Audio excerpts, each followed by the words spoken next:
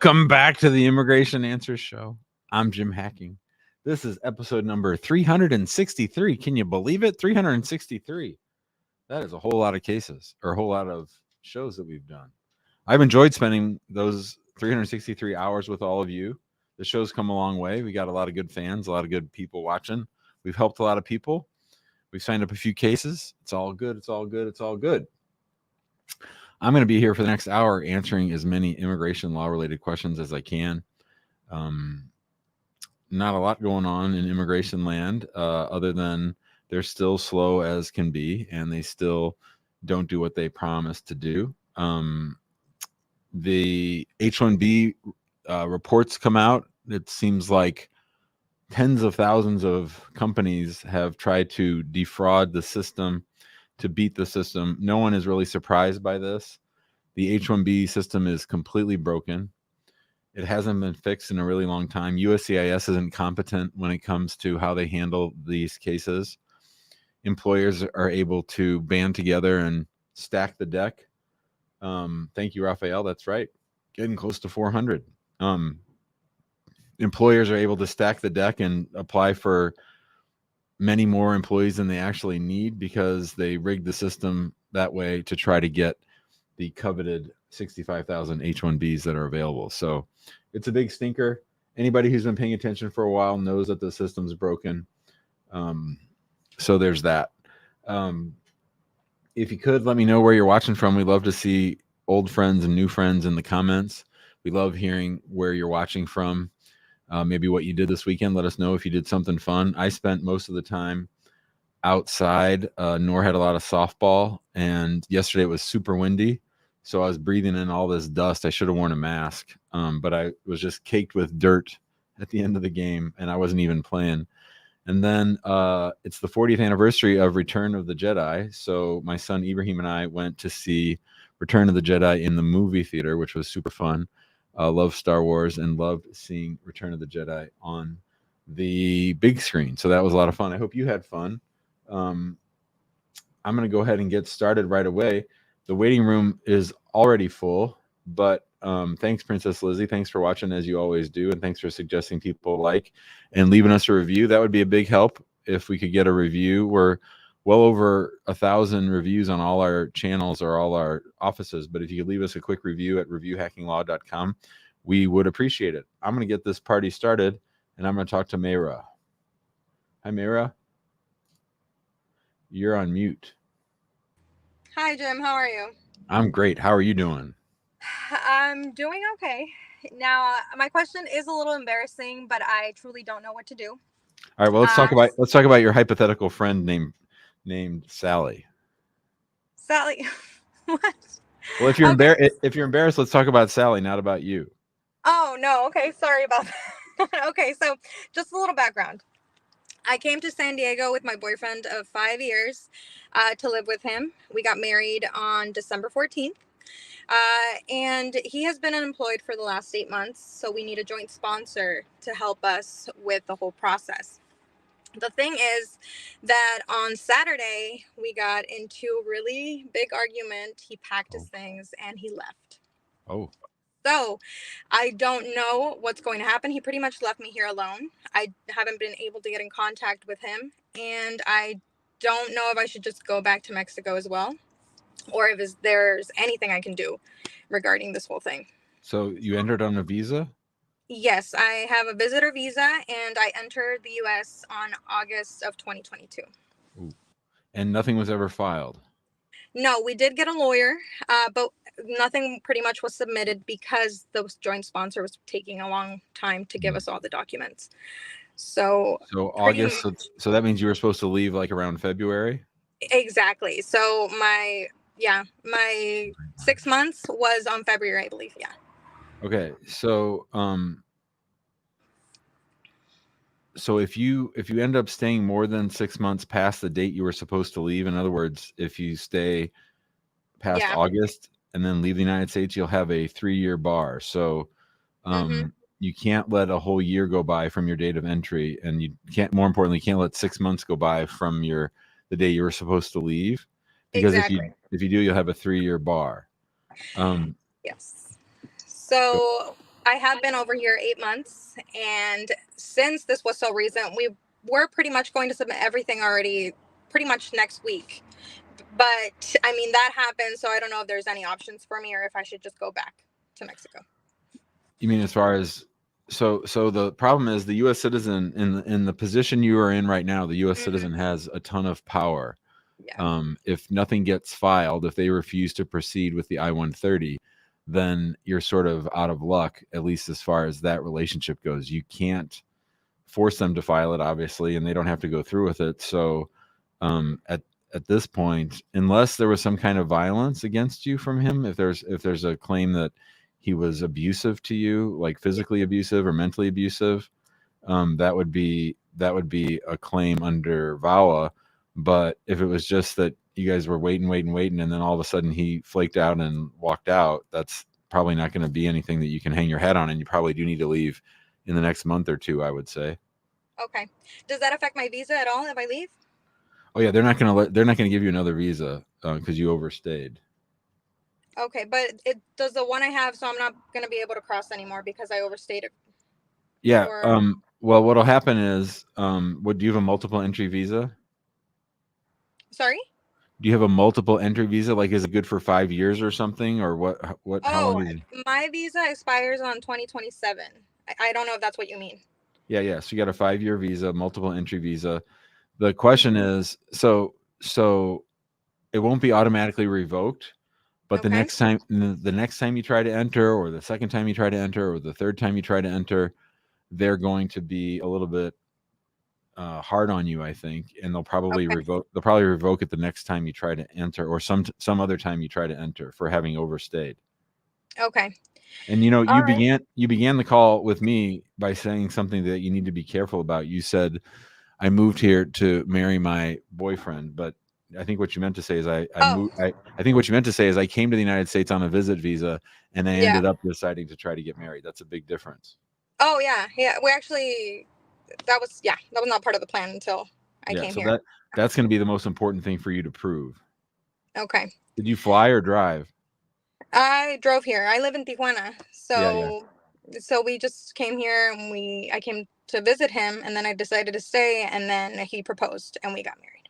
Yeah. So I would keep all that proof to explain why, and they might give you a break, but I wouldn't whenever you try to come again, always be ready to have to come back if you need to, if they force you to. But the good thing is, it's not like you're getting on a plane coming from India to the United States. You're just going back to TJ.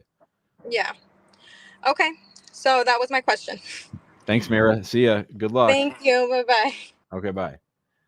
All right. Now, we had trouble last week with Felicia. She couldn't get her phone to work. Hopefully she's got her phone working. Hi, Felicia. Hi, how are you, Jim? Can you hear me? I can hear you just fine. Good. Thanks first for having me on your show, and I have been trying. So I have two questions for you. One is my fiance. He's in Nigeria currently.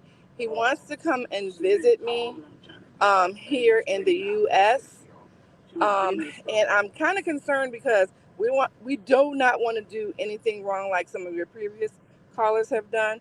I know that part of the stipulations with the K1 visa is that we have to physically meet in person. Let me step out. We have to physically. I'm in the car, my mom. We have to physically see each other in person. He has applied for his passport to come to the U.S., but do we still need to do like the tourist visa or the visitor's visa for him with his passport when he comes? So as of right now, he's applied for a Nigerian passport, or he's applied for a visa to come to the United States. He's applied for the Nigerian passport to And come how did you meet him? online. We met online back in February of last year, and So we've been just like, you've never met face to face? no, we only do video calls. And has he ever been married before? Never. I think the chances of him getting how old is he? He's 38. I think the chances of him getting a visit visa to the United States are 1%. Oh wow. So I don't think when they anticipate somebody filing a fiance visa, they anticipate it being that the U.S. citizen went overseas to meet the foreign national, not that they let the foreign national into the United States on a visit so that they can then file a fiance. That's not really how it works. Okay, that's what I needed clarification for because we're just confused as to Yeah. what we need to do. So And you think, to your point, we don't want him to apply for that visit visa because okay, they could say that he lied to them at that point. They're not okay, going to give it. They're not going to give it to him. So it's okay, just wasted energy, wasted time. I okay, think that if you want to do the fiance route, you'd have to go over there and meet him face to okay. face, So it's best that I fly over there or a third country. or third country. Okay. Like, Hmm. would you say, because I'm in New York right now, do you think it'd be better to go to Canada or? I don't know if Canada let him in. Okay, Wherever it is, it doesn't really matter as long as you document the crap out of it, like your travel tickets, his travel tickets, hotel pictures, all that stuff. okay, okay. And Felicia, just for me, Uh-huh. one or two or three trips is better than one trip. So Right. I even get a little bit worried on the first trip being the fiance case. If I were in charge of things, I would slow it down and I would Okay, have you go meet him, come back, maybe meet him one more time, then come back and apply. okay, Although okay. technically you could, or at least what I would do is I'd go meet him. Hmm. I'd decide if I want to do this. I'd come Okay, back and I'd file the fiance petition. And then even while that's pending, hmm, like, because that's going to take a year, go see okay, him again, okay, maybe like once a year or something, so that when he gets ready for his interview, you'll have seen him 2 or 3 times by that point. okay, okay. I got you. So now the last question I would have: do you think I should apply for a visitor's visa to Nigeria, or my passport will work? Oh, I don't know. You have to check the rules on the Nigerian website. I don't know, or people in the comments will probably know. I don't know. Every country's different. You just got to check their rules on what we need to get visa wise to go visit that country. Okay, okay, okay. I'll check that out, and I really appreciate you taking my call. Thank you so much. Thank you. Bye, Okay, Felicia. bye bye. All right, all right. She tried really hard to get on last week. That was a little bit that she had a little hard time with her microphone, so I'm glad we were able to pull that off. She's a very nice person. Thank you, Felicia. All right, let's say hi to Makara. Hi, Makara. Oh, hello. Nice to meet you. I thank you for letting me How are you doing? I'm good. Thank you. How about you? I can barely hear you. If you could hold your mic up by your mouth, that would be helpful. You hear me now? It's a little better. Yep, go ahead. Okay. I am a U.S. citizen and I would like to sponsor my parent here in the United States. Sponsor who? My parent, Okay. yeah. So, right, my question is her name, like, example, like her name, Gia Janti, like all her ID, family book, and her birth certificate, and marriage certificate, everything Janti. But in my birth certificate, her name Saint Janti, like different, like wrong, like different name from Gia and Saint because before she used her dad name and last time she used the grandpa name to be a surname. So my question to ask, when I sponsor her or file the document, should I put her name Gia Janti or Saint Janti, like the same line? You should put the name that's on all of her identity documents, not the one that's on your birth certificate. You're going to have to explain why your birth certificate's different, and you're going to have to prove up the relationship. Why is your birth certificate not have her right name on it? Yeah, because at that time she put Saint Janti, but her document like, and then my birth certificate like Saint Janti, and then when I married to my husband, so they put Saint Janti in my marriage certificate, the same my birth certificate. So is your birth certificate created at the time that you were born, or was your birth certificate created like much later? Uh, when much later, Why? I have because at that time in Cambodia, when we born, some family they don't have, they need to go to register or to do that. Okay. Yeah, Okay. So I'm gonna pull up here in just a second. So you were born in Cambodia? yeah. Okay, so I'm gonna see what I'm gonna look. Every country has the United States has rules about every country's documents. I'm gonna pull up right now what the documents for Cambodia birth certificates should look like. Okay, it just takes a minute for the page to load. Just give me a second.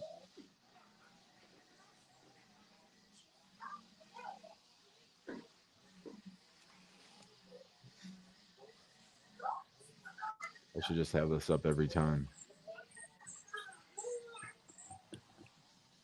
You have a lot. Did you grow up with your mom? Yeah, So you have lots of proof that she raised you and all that stuff. yeah.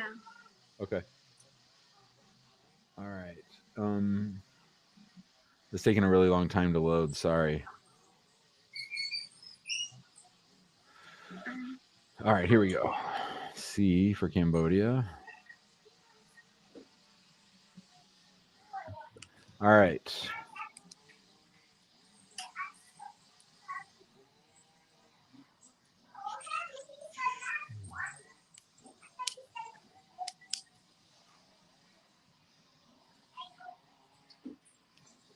All right. So can you see that on the screen? Yeah, I see.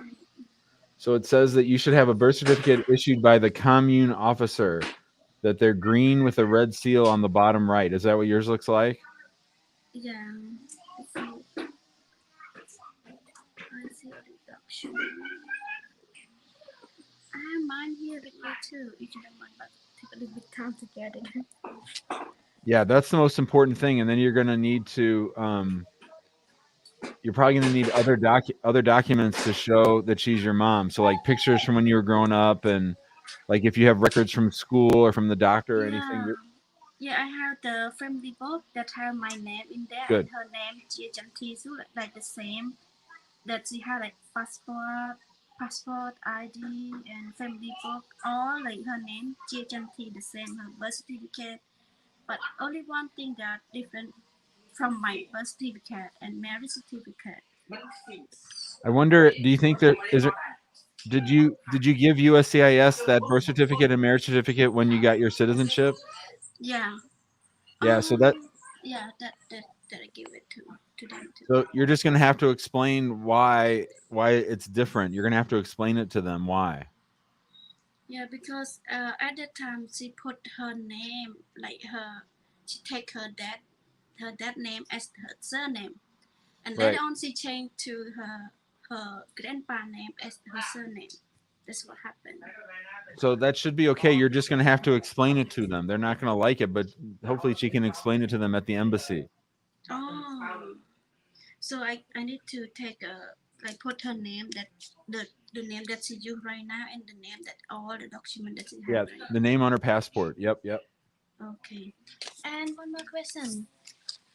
So what like how many forms should I complete to fill out like for Mom's overseas, sponsor? right? Mom's overseas. Yeah. Yeah, so just the I-130 and the I-130A. The I-130 Yeah. and the I-130 capital A. I-130 capital A. So only two forms, right? Only two. And do you know like how much the income that I need to have to sponsor them? Like do they? Well, so that'll be the next stage. So you don't have to wait for that. Go ahead and file the I-130. That's the next stage. But if you're single, around 28,000. You're married? Yeah, married and I have one daughter. So three. Okay. So how much did you make on your adjusted gross income last year? 70 something. How much? 70 something. 70 something? Yeah, you'll be fine. If it's just the three of you, your spouse and you, yeah. Is that money you made or your spouse? My spouse. Yeah. So you'll file together, and that should be plenty. You probably won't need a co-sponsor. Oh, okay. And one more question. My parents they married before that I born, but they don't do the marriage certificate. They don't have it, so they just do the certificate. Married recently, I think maybe 2016. So I see that in the form they also should be I put it be born before like the daughter before married or after married. Yeah, were they legally married before you were born? Yeah, they married, but they don't have marriage certificate. But did they record it with the government back then, or not until 2016? Oh, there's none because it's a long time in the like before when they married. Maybe no record anything because at that time it Cambodia have the Yeah, record. I'd probably want to. Before I told you how to answer that, I'd want to look at everything. I don't think I can tell you one way or the other what the right answer is. I'd have to research it and stuff. I don't know the answer because I don't know what's legal in Cambodia and what's not. Can I get this? Yeah. I want to get it. So if like had the recorded system, I can say that no harm in the system. Sounds like it. If we married, like, but not in the system that record they both married before I born. Are you just filing for your mom or your mom and your dad? My mom and my dad. Like Is your dad on your birth certificate? Yeah, they do. So, I mean, we could look at marriage certificates, what they say.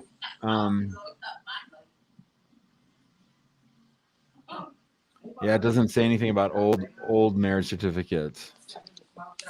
It just says marriage certificates are blue with a red seal in the bottom right. So I think you might have a hard time with this one. This might be a bit of a mess because they didn't have a marriage certificate at the time you were born.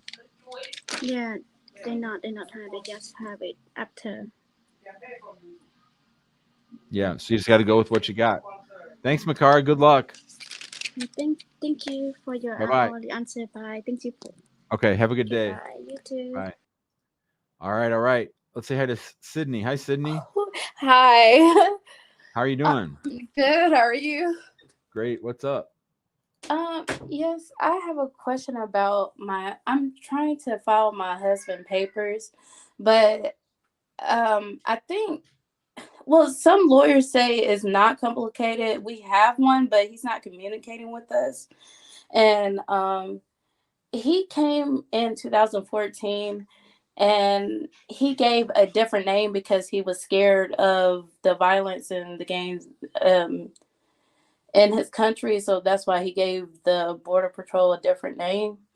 And now, since I'm trying to file his papers, and we just got his original birth certificate, and I'm trying to see how to go about that. What country is he from? Guatemala. And he entered the United States without inspection? He didn't have a visa when he came? No, they helped him get a work visa, and he has a social security, but his work visa is expired. Who's they?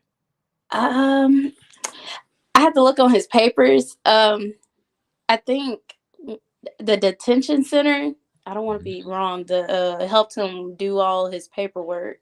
So here's what I would say. If some lawyer is telling you this is not a complicated case, they're nuts, because I would say on a scale of 0 to 10, this is a 9. Okay. I mean, he entered using someone else's name. He didn't have a visa when he entered. He's been here for a long time without status. He's going to need a waiver. This is a very hard case. This is not an easy case to win, and it's probably going to involve showing some real hardship to you if he were to get deported. Okay. So he's going to court May 15th for the asylum, withholding with the asylum case. Yep. So they told him not last month, but in February when we went to court that he needs to file his papers. But So the court date's when? May 15th. Well, usually court documents are due 15 days ahead of time, so I wonder if the lawyer did it or not. And also, you're a U.S. citizen? Yes, and we have 3 kids. So has anybody notified the court that you're married to a U.S. citizen and that you're filing an I-130? He told them, but the judge wanted to speak to me, but the security guard wouldn't let me and my kids through. So this court, I'm going to go through with him. So is this a master hearing or an individual hearing? Master hearing. Okay. The last one was a master hearing too. So yeah, which court is it? The Memphis one. Can you leave the kids at home and get a babysitter? I can try. I highly recommend it. Okay. Because I was pregnant at the time he went to court in February. We just had a newborn. Congratulations. Thank you. It's not. So what have you hired the lawyer to do? Well, I asked him about the I-130, and he told us he will fix it, and then he will get my husband a waiver to go back to his country to get the consul And Consular processing. Mm-hmm. but the contract stated his work visa and the asylum and evidence package, and then it didn't state that the I-130 that we talked about.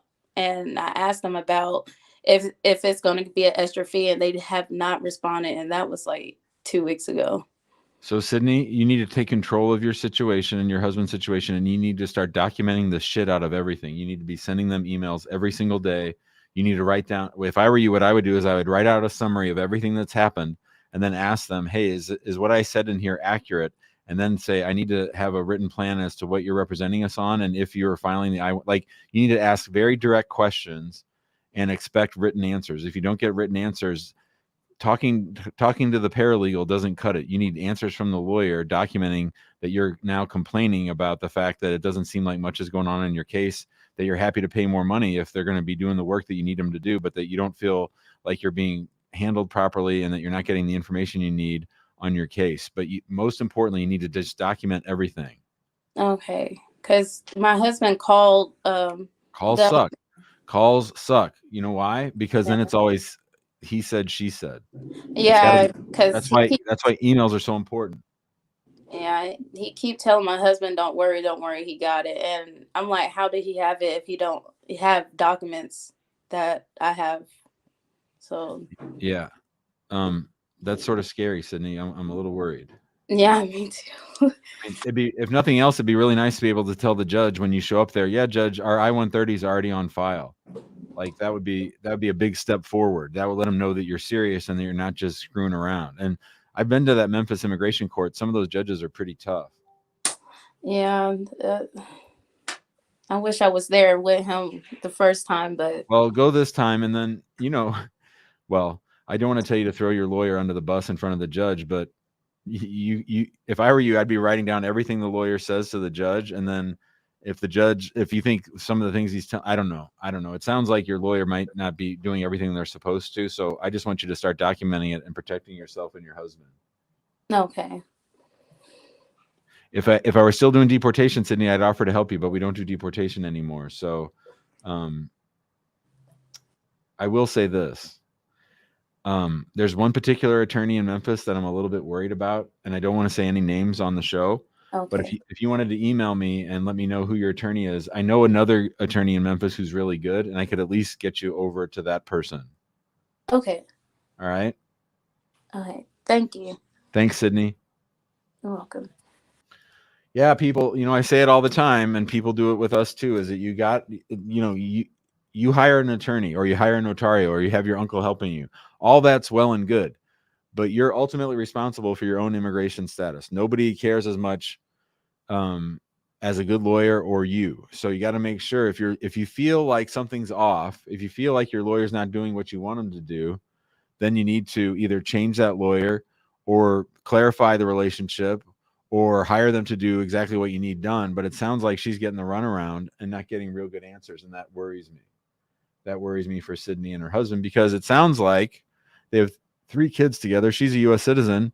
There's a path for her husband to stay. But if you keep screwing around with court deadlines and your lawyer's not really doing what they're supposed to, and it sounds like your contract's not even clear as to what's supposed to be done, because I could see the lawyer saying, well, you didn't hire us for that. You just hired us for the EAD off the asylum case, right? And that's then you're left holding the bag. And so that's why it's so important to document everything. All right. That was Sydney. Let's say hi to Arif. Hello, Arif. Assalamu alaikum. Walaikum salam. How you doing? Doing all right, thanks. Sir, we have a few questions about my case. So I came last year on a K1, and then I apply for adjustment of status May 18, and then I got RFE, and then we submit everything, and later I submit EAD October 6th, but after that I did not hear anything from them. Why was there such a gap between when you filed the I-130 and when you filed the 765? By the time I submit, I actually not have enough information, so that's why I submit late. Okay, have you been fingerprinted? Yes. When did you get fingerprinted? June 30th, 2022, last year. When did you file for the EAD? October 6th, last year. It's almost 7 months. Oh, so you got fingerprinted on the 485, and then you filed for the work card in the fall. Yes, sir. Okay, and what's the question for me? So when I'm supposed to get my EAD? I don't know. You'll probably get your green card before you get your EAD. Okay, so I have another question to my adjustment of status. By the time I received the RFE request, so it was about the co-sponsor. By the time we submit the co-sponsor, actually the person also not made enough money, so we actually think it will be a problem. Or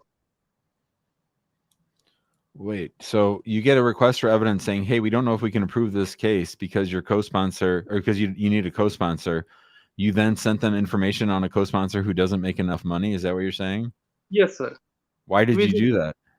Actually, by the time we submitted, actually, I thought they just need, somebody that show them we will take care of them after that. So, But they're not qualified.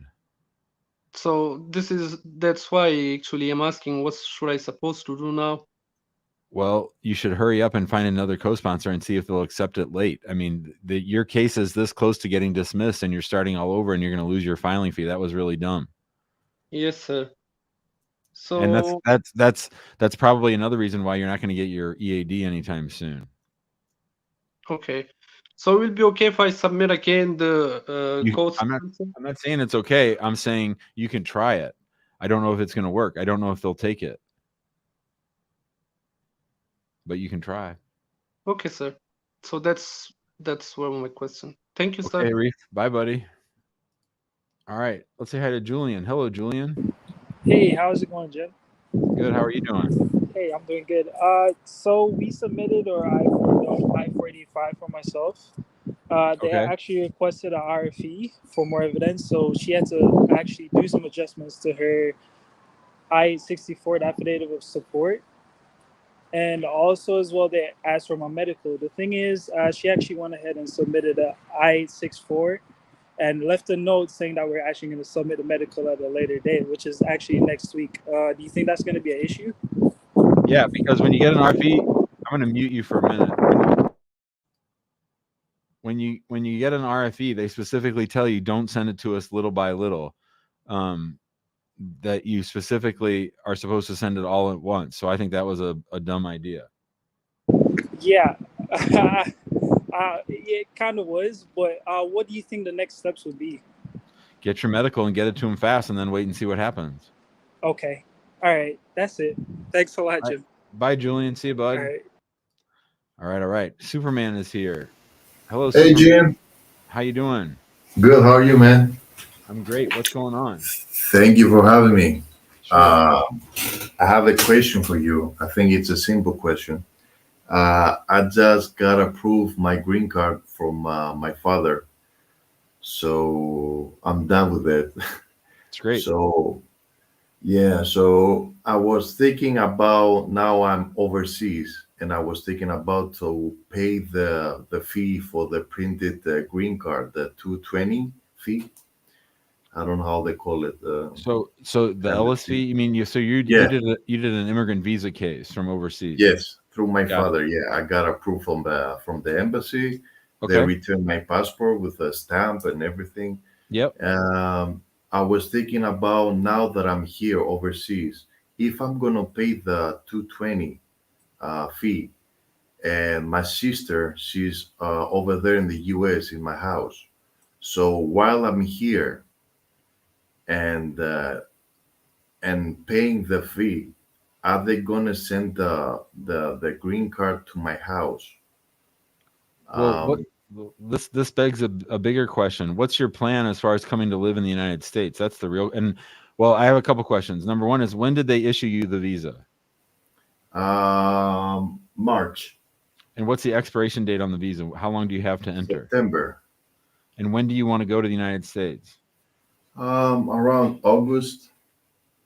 Okay, so I would wait a little bit till you get closer to that to pay the Ellis fee, and then I believe that what has to happen is two things have to happen. One is you have to pay the Ellis fee.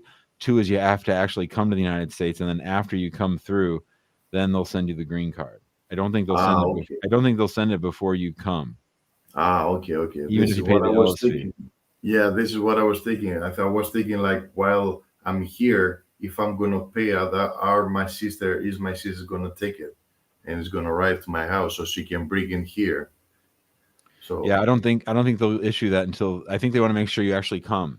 okay, okay, I think. okay. Yeah, because I don't want to the in the airport the immigration officer give me any hard time Yeah. by saying anything or Yeah. I okay. think you should just play it straight. Come when you can, obviously before the visa expires, and make sure you pay that Ellis fee, and you should be fine. Yeah, okay, okay. That's all. Congrats, Thank Superman. See you. you, buddy. Bye. Thank you very much. Thank You you. got it.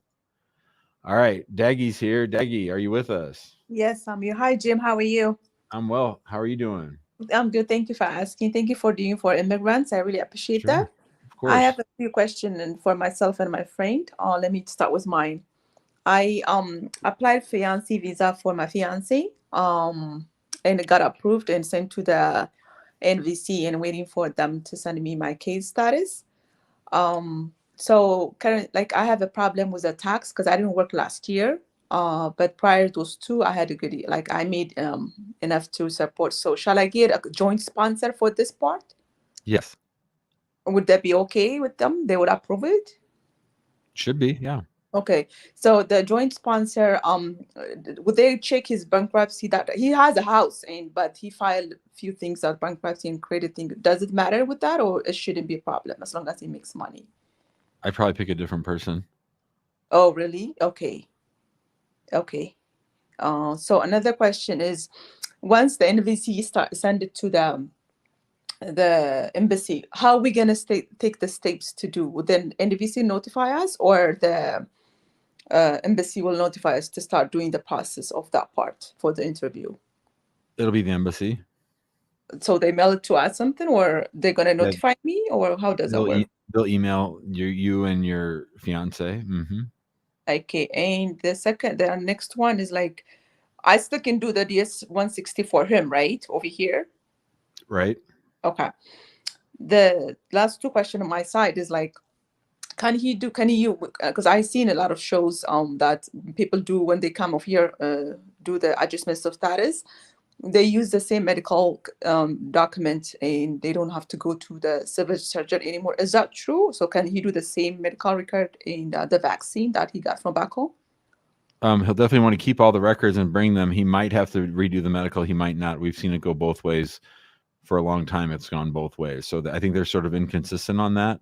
Okay. Sometimes it depends on how old the medical is when the fiance case is approved, and then Okay. how much time they have left and how quickly they apply for adjustments. So the Okay. best way to try to pull that off would be to get married as soon as he arrives and apply as quickly as possible. But I think that if a year goes by or a certain amount of time goes by, then they won't reuse that medical. Although they say they're being more flexible on that, we've seen it go both ways. Okay, can we like let's say can he request that record? Would they give it to him? Because I heard that they sealed that document. So they're gonna give him another copy for himself, or the embassy will give him that copy? It depends on the doctor and the embassy. Okay. And the last one, so how soon we can, like, we're planning to get married when he gets here. Is it a time frame? Can we get married within a week or something, or is it be okay, or does it affect us to be for the process? You can get married the day he gets here, or you can get married. You got 90 days, so anytime. Okay, thank you. I'm done with my friend question is like, I saw you. I think I saw on one of your your show that we cannot. You don't recommend to do a 485 together. So you want somebody to translate for the other person, and instead of in case they get selected by the interview, like to get some. Because I see that K1s that approved recently that without interview. Is that true, or no? It's just luck. I don't understand the question. Like the question is like, she's planning to do the 485 because her fiance is already here and they got married already. She's planning they're like your case, but in the future. They have an approved fiance case. The fiance is in the United States. They've gotten Yes. married and they're applying for adjustment. Yes, correct. Okay. So what's the So question? so the question is like, do you don't recommend to do because he doesn't speak that much English, Yeah. so you recommend him to do they get someone translate for him rather than her, right? Yeah. I think I heard you something say that in one of your show. Yeah, it depends now. They're a little bit more flexible on that. I mean, can the person not carry on a conversation? He understand, but like some of the question, to be honest, I don't think so. Based on what she told me, I don't think so. Do they both speak the same language? Yes, they do. It depends on the field office, but they've gotten a little bit more flexible on letting the U.S. citizen translate. Okay. But the green card question, and you got to be careful too, because remember on the 485, you want to make sure that somebody translates the questions for them, because they'll ask about that. If you tell them, "Oh, I just signed what my wife gave me to sign, I didn't really understand it," that's not good. So it's important to have. I think getting a translator involved to read all the questions to them is good. And I would try to bring a translator, but a lot of times because of COVID, they won't let the translator in. So you just gotta sort of have them on standby, I think. Okay, but does it have to be certified translator, or anybody can do it for her? Anybody who can swear that they are fluent in both languages and are fluent in both languages. Okay, sounds good. Thank you so much, dear. That was the only question. Thank you so much. Bye, Daggy. See ya. Bye-bye. All right. All right. Shabman is next. Hello, Shabman. Hello. Can't hear you.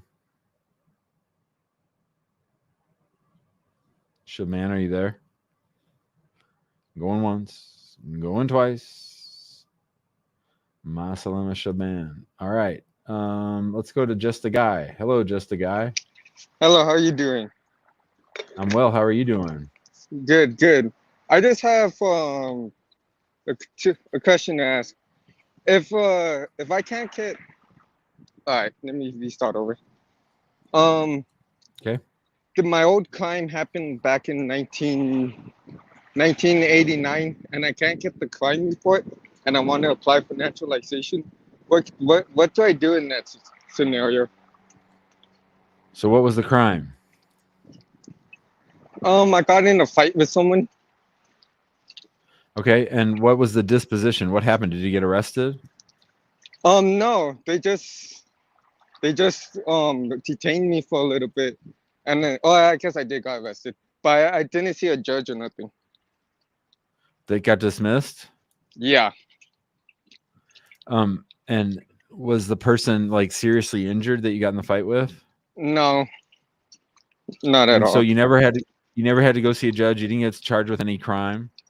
Yeah, but I can't get the police report because technically they had me in cuffs, and then I was in the car. They took me to the thing, but then they let me out the same day. Because it was 34 years ago. That's why you can't get the court records. Yeah, so I was wondering, do I even have to if I put it on my naturalization, what do I do? I can't get the records. You should, and you're just gonna have to explain it to them. Now, my big question is, did they know about this arrest when they gave you the green card? Yeah. Yeah, good. So just tell them. I had my green card before that, actually. You had what? I had my green card before that. You had your green card before 1989? Yeah. Dude, how old are you? You look like you're 25 years old. Well, I'm like 45. Okay, I gotcha. Yeah. So how old were you? How old were you in 1989? You couldn't have been that old. I think I just turned like 18 or 19. Yeah. Okay, yeah, just explain it to them. I think you'll be okay. I don't think they're gonna get too worked up over it. And next question. What do you think about a BI accredited representative? Are they good or? They can be. They can be good. Yeah. Yeah, because I have a non-profit around here, and then she's offering to help me for like $200. She's going to do all the filing and all of that. So I was like, oh.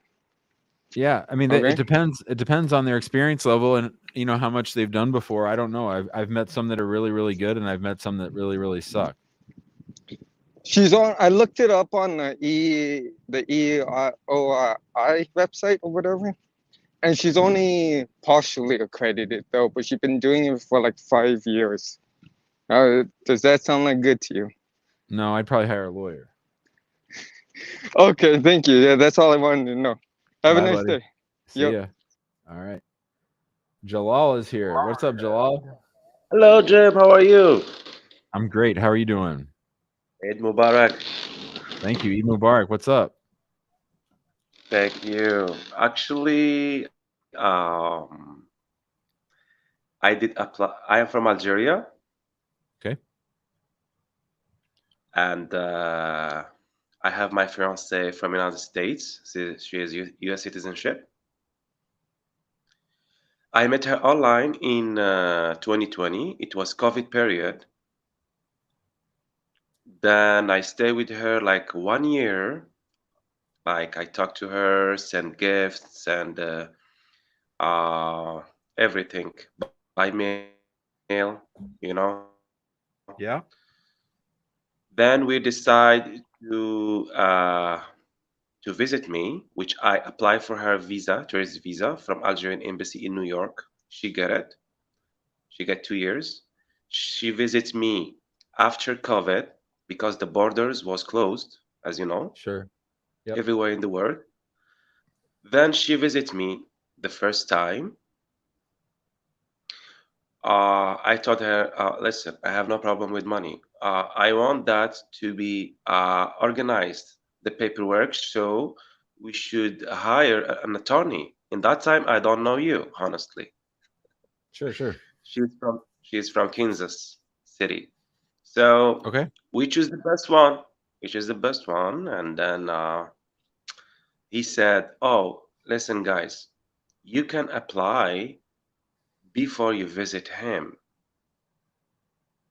Then when you visit him, you give me the pictures, the border flies, everything, which is false. I didn't know that. So it's okay. She You visits mean you me. mean you mean hold on. I want to make a distinction. You're saying that they could get everything ready before she came and then file when she comes back, or you're saying about actually filing after or filing before she came over to see you in Algeria? The attorney said you can file. It's okay. So it's false. It's not true. Right. I didn't know that in that time. So Okay. we pay him. She visits me. We do everything good. She stayed with me the first time, like 2 weeks in her holidays. Yeah. She's a teacher, by the way. Yeah. Then the second time she visit me too, and we send him too. Like I am Muslim and she's Muslim too. We Sure. have traditional customs, like we do like small celebration, which is not a wedding, like Mhm. engagement Mhm. with a ring, etc. It's okay, everything is good. Then it take too much longer. I asked my attorney. He said, "Oh, listen, Jalal, you should be patient because uh, there is many cases, lot of cases, and USCIS take longer." I said, "It's okay." So when did the Then I-129F get receipted? What's the receipt date on the fiance case? it's 3:30 July 2021. I meet her in 2020, June 2020. The Okay. receipt from USCIS was 30 July 2021. Okay. So then you're waiting 2022, nothing's happened, then what And happens? then I get a job in Qatar because now I am in Qatar resident. I get a Yeah. job. I move Mhm. to Qatar. Okay. Then I receive Irafai. Irafai, they said, "Oh, listen, from USCIS, like you must provide us why you didn't meet him before you apply." I Yep. contact my attorney, which is his work. I am little sad about it, honestly. So he said, "Oh, listen, guys, if I do research for you, you should pay me more." Ha. I said, "Oh, Ha. yeah, yeah." I said, "No, Sorry okay, sorry I to will do it." laugh. Sorry. I shouldn't laugh. I'm Yeah. sorry. I do it by myself. Yeah. Like I go to U.S. embassy in uh, Algerian embassy in Washington, in New York, the Algerian speech that the borders are closed, and I translate it. My fiance translated in U.S. in United States of America, and we submitted. He said he took a look in the paperwork and he required her to sign a paper that, oh, it's true. She signed it, it's okay. Then he said, I think everything is good, guys. It's perfect. Which Wait, what did the it's paper my say? work. Yeah, What did the it's my paper? work that I do it. It's not him. I pay him to do these things. But what did the paper say? What did he want you to sign? I don't understand. I don't know. I don't know what she's saying. That everything is true and we are not lying, and this is true, true links from websites, etc. It's okay. Then for a while, like 3 months or five, boom, denial. Mm-hmm. What was the reason? The reason Because you was, hadn't met before you filed for the fiance case. yeah, we take an appointment, we go to him, we talk, and he said, "Oh, guys, we are sorry that it was denial. Many cases has been proved, and I don't know why, but you can reapply again. I can do for you a good price." I mean, this is not about money. This is about relationship. This is about And time. distance All the and wasted time. time. Yeah. You should be here by now. I tell him, okay, sir, if I am agree, I will email you. I'm not agree. I mean, I Mm-hmm. contact your attorney recently by my fiance. They said, listen, guys, you should be married. Well, that's probably true. When was the last? Has she come back since that first trip in 2021 or 2020? 2021 and 2022, 2 times. Okay. So what's the question for me? Should you get your You money should. back from that lawyer? Yes, you should get all your money back from that lawyer. Should you No, file a marriage? Should you file a no. marriage-based case? Yes, you But should file a marriage-based case. I forget about it. What I should do? I should do spousal, right? Mm-hmm. In Yeah, you Qatar should. state, it's okay. Even I'm Algerian. Yeah, if I mean, you got to check the rules in Qatar to see when you can get married. But yeah, I think the next step. I hate fiance cases right now. They're slow walking them. They used to be faster than spouse cases, but you've been waiting a really long time, and I think you're just going to be in a much better position if it's a marriage based case. Now, of course, your spouse has to come back and get married, or your fiance. But Yesterday I was in a family cartoon in Qatar, and they give me the paperwork that I collect, yeah, and she will get her holidays soon. I mean, in the last week of Mayo, yeah, teachers they take. So my question is, I will apply with your attorney first of all. yeah. We already negotiate everything. Thank you. Second of all, I will do spousal. Third, which I need your advice. Maybe my fiance watch with me, but it's okay. We Mhm. should be careful. Uh, she's divorced and had 3 kids, three girls, three small Okay. girls. It doesn't influence, right? Well, it makes it a little more complicated. Was the prior spouse, did that involve immigration at all, or was it like to a U.S. citizen? I didn't understand. Yeah, her prior spouse, her prior marriage. She was married before, right? Yeah, Did she get an immigration benefit for that prior spouse? I don't think so. Like, were they a U.S. citizen already? Is my question. No, no, no, no. He was, I think, he studied there, and he met her. Then they got married.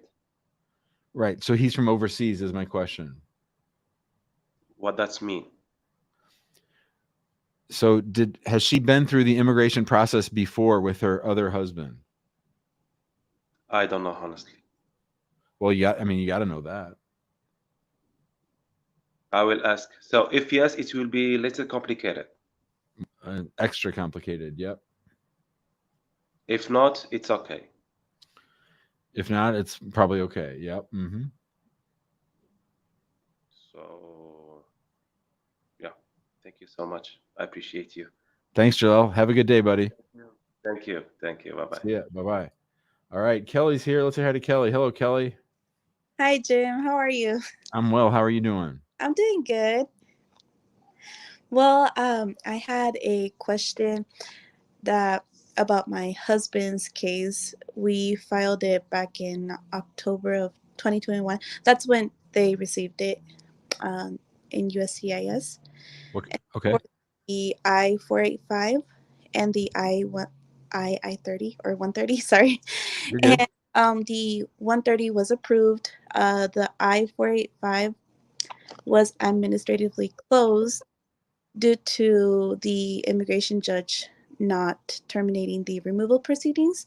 Yep. So what I did was I called immigration USCIS office and was told that we needed like a letter from the judge saying it's terminated if we had that letter. And we don't. We only have the letter where he granted to administratively close it for his asylum case that Mhm. he had pending. He got a work permit out of that too. So Mhm. that's what he's currently using right now. Mhm. I am wondering if we have like a motion to terminate it with the immigration judge, if it's the same as an I-60. You have I-60. to you have to reopen the case. It's not. You mean is it the same as a 601A or 601 waiver? Is that what you mean? Yes. So 601. so your husband entered without inspection, Yes, as a minor. So and did he get DACA? he did not. I'm not Mm. sure why they didn't move forward with his case because he was eligible for other things according Mhm. to the lawyer we had spoken to previously. Mhm. Um, so I'm not sure why they didn't do anything else. But yeah, he entered at the age of 16, Mhm. and that's why he got the asylum application. But he hasn't gotten anything out of that, just the work permit. Which immigration court has your husband's case? Kansas City.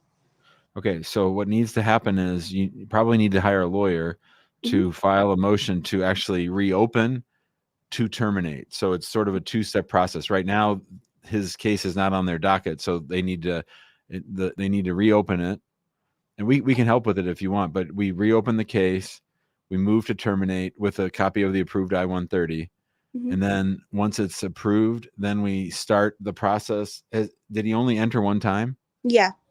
Yeah. So then what we do is, um, and as long as that's the only reason he's inadmissible, then we would start the process with the National Visa Center and file an I-601A waiver to get the waiver part going.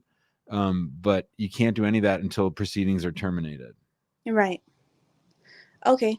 Well, I had contacted your office a couple of Mhm. months ago, and they had told me they weren't able to look into our case.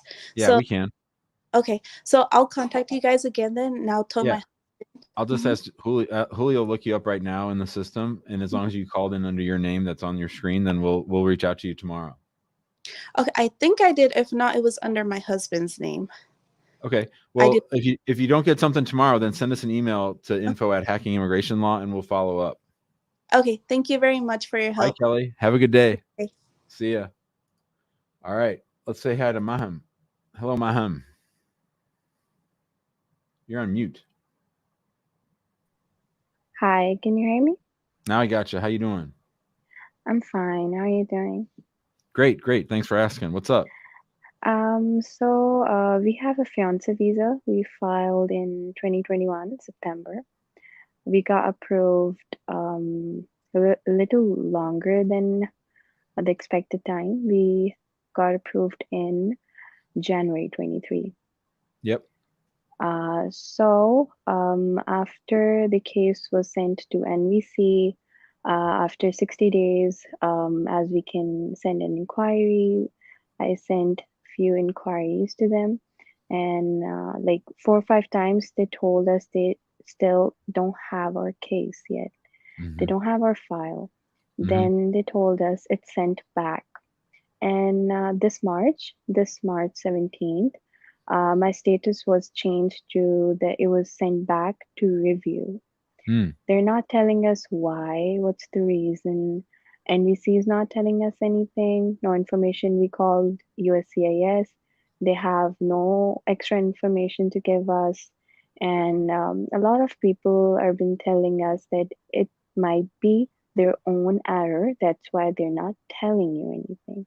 But I don't know what to think, what to suppose, and what to do. And it's been 2 years, and it's not easy to be this far and wait Sure. on something like that. So Sure. what should I do? What country is your fiance from? I am from Pakistan. I'm actually the beneficiary. Oh, you're the beneficiary. And yes, yes, I'm the beneficiary. Okay. And I think that they're playing games with you and your fiance, and that the only way you're going to get them to, and especially now they're pointing at each other. State Department saying we don't have it. USCIS is saying we don't have it. I think the only way you're going to be able to get things moving is to sue them. Actually, USCIS, last time we called, they said they have it and they will review it. They will keep it 180 days. Like Yeah. they will take 180 days, and 180 days is 6 more months. And we don't even know if they're gonna revoke it. They're gonna ask for more evidence. If they Well, need more evidence, they should have asked us already. let me ask a couple questions. Have either of you been married before? No, Have either of you ever applied for an immigrant? Have you ever applied for an immigrant visa before? no, not to US, no. And have you? Okay, so I think they're just playing games with you. The things that make me think you're going to have to sue is they took so long to approve the I-129F in the first place. Now they're playing games with you. I wouldn't wait 180 days. I would sue them. Okay, so we tried another thing. We contacted senator's office, as everyone told us. So it's been 2 weeks, and they told us they sent an email to NEC and they're asking for information, but we have nothing. I hope that works, but I wouldn't hold my breath. I don't think that's going to work. The only thing that I know that really works consistently is to sue them. And when they've taken so long to approve the I-129F, and then when they're kicking it back and forth, I think you're going to keep playing games with them until you sue them. So can you tell me, what should I tell my fiance to take the next step? What should he do? Tell him to watch this video of you and me on you're the last caller of the day. So tell him to watch the Monday episode, and then then send an email with a CC to you to info@hackingimmigrationlaw.com and say, hey, my fiance Maham was just on the show. We've been waiting, trying to get our I-129F off the ground. They've been playing games with us and we need to sue them. And then the team will follow up with you from there. Okay. So we should wait. We should work on this, or we should plan our wedding and switch to the spouse later this year. If you were just getting started, I would tell you to do the spouse case. But since you've got so much invested in it, I would focus on trying to get this thing wrapped up and get you here, and then file for adjustment after you get married. Do you expect how much more it's going to take if we start this process? If you sue them, I think that they would clean things up in about 2 or 3 months, and then you've got 3 or 4 months to deal. I mean, Islamabad's terrible, but that's going to be terrible whether you do fiance or marriage. So you just got to keep going. So probably best case scenario, even with a lawsuit, you're talking 7 to 10 months. Okay. Thank you. Bye, Maham. Have a good day. All right, everybody, that'll do it for today's show. We'll be back tomorrow at same time, 4 p.m. Central. Thank you all for being here. Sorry I couldn't get to all the callers. We got over 300 people watching today, so we appreciate that. Hope you all have a good night, and we'll see you